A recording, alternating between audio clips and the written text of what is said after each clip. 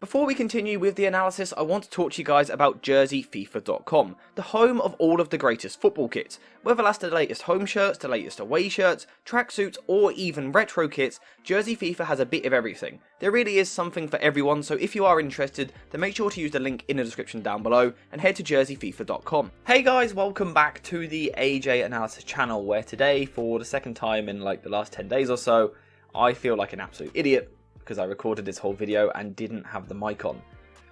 So again, as I said the other week, subscribe to see this genius at work on a more regular basis. But today, let's get into the video. Jeremie FRIMPONG is who we're talking about, a young right back playing for Bayer Leverkusen and the Netherlands. Really good player, heavily linked with Manchester United in the past few weeks. I spoke about this guy about a year ago on the channel, discussing United's need for a new right back, and we're back again to discuss him. We're going to talk about his strengths, his weaknesses, his profile, his career path, a little bit of everything. How he maybe doesn't fit into the team right now, but how he could by the summer. All of that good stuff. And why, for me, I think I would describe him as a 2010s fullback. So that's what we're going to get into. Let's start off with the profile. Currently 22 years old, and like I said, playing for Bayer Leverkusen on the right-hand side of their defence. Now, he started the season as a bit more of a right back. However, as the season has progressed, he has played as what we would call a right wing back. A little bit higher up the pitch, a little bit more of a focus on dribbling, and he's proven to be absolutely deadly going forward. Despite that good form for the club, he hasn't really been able to get himself in the Netherlands national team. He doesn't seem fancied at all. So that kind of points to the fact that there are some weaknesses in his game, which of course we're going to discuss. But before that, let's take a look at his career path. Where did Jeremie FRIMPONG come from? Well, it all started in the Manchester City Youth Academy back in 2016, where he was there for a few years and looked pretty decent. He then got his move to Celtic because City kind of didn't fancy him basically. Moves to Celtic on his debut, wins man of the match with a really good performance. And then how many years is that later? A couple years later, 18 months later, he makes the move to Bayer Leverkusen. He kind of a little bit slow for the first 4 or 5 months towards the second half of that first season. However, then in the next season, he cements himself as the starting right back, and he hasn't looked back. He has been one of the first names on the team sheet, either as a right back or as a right wing back. Really, really good player. So if he was to join Manchester United, he would without doubt be playing as a right back. So what I want to do today is kind of go through the thirds of the pitch, look at what he would offer in each different third, also from a defensive point of view as well, and basically figure out, is he someone that Manchester United should be signing? Because I know a lot of people like the idea of this signing. He's been linked with a club on and off for the past couple of years, but in the past few weeks, heavy links. So let's take a look, let's get straight into it and start in the defensive third, where we know that Ten Hag wants his United side playing the ball out from the back. Is FRIMPONG someone which is going to help with that? Yes and no. Currently for Bayer Leverkusen, FRIMPONG isn't heavily involved in the build-up, and that is partly because he is at wing-back. When Leverkusen are building the ball in these areas, FRIMPONG tends to be pushed a little bit higher further forward, and they let other people deal with the play-out. So that's not a great sign for United. They want someone who can help them play out from the back. I'm not sure FRIMPONG is that. Now, that isn't to say he couldn't do it. You know, his close control is very good, his technique is very good, he has the ability to shift the ball on either foot, work with the ball in tight spaces, he is really good at that. And also his technique when passing is quite nice. He is a good player on the ball, very technically secure, very, very confident. When he is in these deeper areas for Leverkusen, he tends to keep things quite simple, rather than kind of dribbling his way forward or dropping the shoulder and going past his man. He tends to use passing to keep the ball safe. 1-2s, to be fair, are a way in which he often beats his man. Let's say he's getting pressed in this situation here. He is someone who likes to go inside to a centre-back and then make the run off the ball, and that's kind of how he plays his way out from the back. But he is quite safe in these areas. He's not particularly risky. He isn't someone which excels in the first phase. It's kind of also backed up in his FBref report as well, where we can see that just sheer volume of passes is really very low. In terms of passes attempted, the 11th percentile, passes completed, the 19th percentile. We can see it for short, medium and long range. He doesn't attempt very many passes at all. In terms of if we're looking at the top there, passes completed, 32.19 per 90 minutes. That's almost like half of what Luke Shaw does. Luke Shaw is a player which is heavily involved in the build-up. We see a lot of fullbacks like it at the moment. Zinchenko, Mazraoui last season for Ajax, under Ten Hag of course, Daley Blind as well. Fullbacks are often very much involved in the build-up these days. FRIMPONG isn't someone which does that. He prefers to push a little bit further forward, so that's something that needs to be considered if he signs for United. He isn't someone which really excels in the first phase. However, his technical ability on the ball does still get him out of a lot of situations. Now, whilst FRIMPONG may not excel in the first phase, the same cannot be said for when he's on the ball in the middle third. For me, this is where he really starts to come to life. It's still not him at his best, however, this is where he kind of starts to really blossom as a player. And the reason for that is because his dribbling is absolutely absurd. In terms of dribbling fullbacks, for me, there are not any better in the world at the moment. He's up there with the likes of Alphonso Davies, Hakimi, Nuno Mendes at PSG as well. Kind of those fullbacks who, like I said right at the start of the video, are a bit more like the 2010s fullbacks. In kind of the 2020s, we've seen players like Cancelo, Luke Shaw invert at times, again Mazraoui, Daley Blind, Zinchenko with Arsenal, these inverted fullbacks. The 2010s was a bit more about players like Marcelo, Dani Alves, Jordi Alba, Andrew Robertson even actually, who really bomb forward, super high up the pitch, fly forward down the wings. Frimpong is much more in that mould. And this is what he would want to do at United. He would want to be kind of the wide player on the right hand side getting the ball, from where, like I said already, his dribbling, his ball carrying is absolutely phenomenal. His ability to kind of draw a player in and then drop a shoulder and go past him, his skill set is very, very impressive. This isn't just a case of he kind of kicks the ball and runs after it. His dribbling is very good, again his close control, his ability to throw in a bit of a skill move, really, really impressive, and he is also intelligent with it as well. But then also on top of that, his pace is absolutely ridiculous, he's electric, his acceleration is second to none, super, super quick in these areas, which makes him very good at progressing the ball.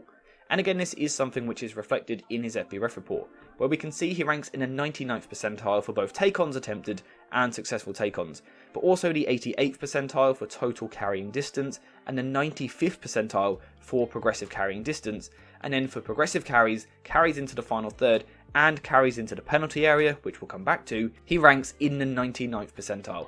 This guy, with his dribbling, is absolutely phenomenal, and it's a really effective way of progressing the ball up the pitch. We often talk about systems at the moment, where United might come up against a three-man midfield, and it's kind of man-for-man in the middle here. The fullbacks are man-to-man with the wingers. A lot of teams do this at the moment. When you're in man-to-man situations, it's about can you win your duel. Having a player like Frimpong, who is not only electric with his pace, but also very, very, very effective with his dribbling, gives you a way to progress the ball up the pitch, because it allows Frimpong to win his battle here. This might then draw someone out towards him, which then makes room for someone else. This is where Frimpong could be really useful for United, kind of breaking the structure of another team. However, he also, isn't daft, he isn't erratic on the ball. If he kind of tries to dribble but realises he can't, he is then happy to turn and kind of play it safe. So there is a brain on him as well. It's not just a case of, like, pure winger skill. There is kind of a bit of composure to it as well, which is good to see at a young age. Now, this ability to dribble and progress the ball means that Frimpong often finds himself really high up the pitch in the final third. And if he was to play for United, he would find himself often as the widest player on the right-hand side, again basically playing as a winger. And this could actually really suit Antony. We've seen Antony in the past few weeks really excel coming inside into congested areas where he shows close control and good passing and looks really effective. Having someone like Frimpong flying around the outside of him really could help him improve that part of his game. Same for someone like Jadon Sancho. His best performances at Borussia Dortmund came with Hakimi overlapping down the right hand side. Frimpong could offer Sancho a very, very similar dynamic. And like I said, Frimpong would be the outball. Let's say the ball is being built down this side of the pitch over here. United are trying to build down the left-hand side. We know they often attack with a front five like this. It draws the opposition over. What this means is that Frimpong can constantly be the spare man, the runner. And when you've got someone like Eriksen deep who can spray that pass out there, it makes him a very, very good weapon. He also offers a goal threat as well, which we will come back onto. He has this ability to make the run from out to in this area, being the spare man, getting on the end of a pass, where his finishing is very good. But for me, I'm personally more interested in his creativity in these areas. Again, it's his close control. We saw those carries into the penalty area earlier, very good. But also his combination play is good as well. He is someone who looks to kind of play this 1-2 with his winger, making a run then towards the byline. Cutbacks, very good in the penalty area, very good at cutting the ball back. Decision making, all round very, very good.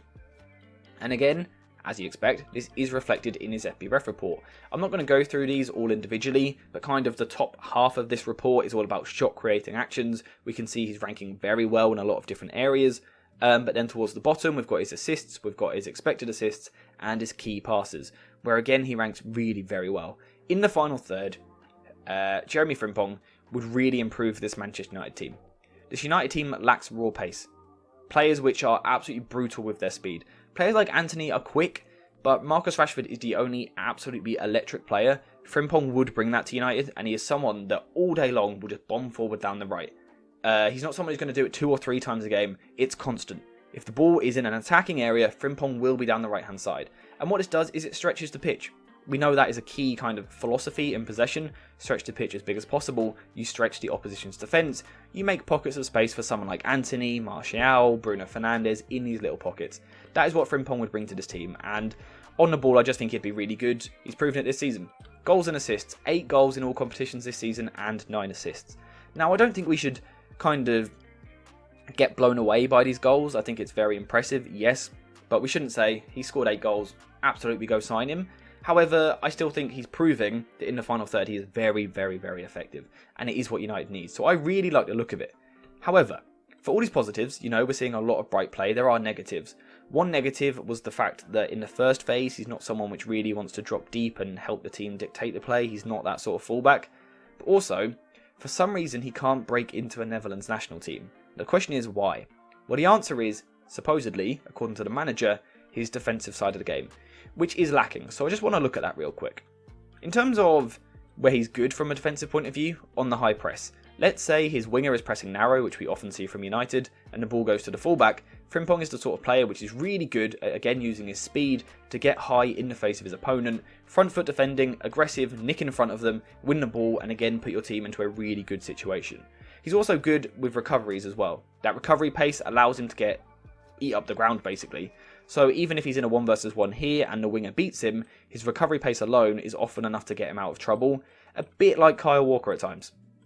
We see Kyle Walker occasionally beaten technically on the dribble, but he has that recovery pace to get back round and win the ball. That is something which Frimpong does. However, that only gets you out of so many situations, and there are situations where you can expose Frimpong in a 1 versus 1, where technically he just isn't great. He doesn't shift his feet very well, his reading of the play, his anticipation, it all needs improvement. And that would be a concern for United. The other concern would be physically his size. He's very quick, however he's not very big. And in a defence containing players like Lisandro Martinez and Luke Shaw, along with a goalkeeper who cannot command his box to save his life, I would be concerned about kind of long balls towards this Manchester United defence. There are concerns over this. However, what that kind of leads me to think is that perhaps right now he isn't the right option. If he was literally playing tomorrow, I don't think he would be the right option for the team. However, if you do a good bit of business in the summer with a few other positions, he really could be. Now, to kind of show what I mean by this, let's say United bring in a ball-playing goalkeeper. They bring in a better right-sided centre-back in terms of on the ball, and they bring in a press-resistant midfielder. Let's go something like this. And now you go for this sort of shape, with a 3-2-4-1, United could be really good in this shape. You've got players deep in Costa, Kim Min-jae, Benacer, who are very good at dropping in and building possession, playing out of the press. Then in the middle third, on the right hand side, you have a brilliant ball progressor, but also someone who offers bags of threat in the final third, and it gets him in his best position. At times it could even change to more of a 3-1. If Luke Shaw pushes forward down this side, we could see Casemiro drop between the centre backs, and it becomes something like this, a 3-1-6, which looks like this. That could make United really, really dangerous. So in terms of, to finish the video, to kind of wrap it up, concluding thoughts on Frimpong, my opinion is, right now the team isn't set up for him. However, if United develop and sign the players to turn themselves into a possession-dominant team, a territory-dominant team, Frimpong could be very, very, very good. So that's where I want to leave it for today. It's hard to say right now if he would be the right signing because we don't know who else United are going to prioritise. But let me know what you think in the comments down below. Would you be going for Frimpong? Have you seen him much? What are his strengths? What are his weaknesses? Are his weaknesses a big concern? Or are those things that you think he can work on and really improve? Because he is still young. Let me know what you think in the comments down below. Price tag, what do you think he's worth? Again, let me know what you think. Thank you guys for watching. I hope you have enjoyed the video. And as always, I will see you in the next one.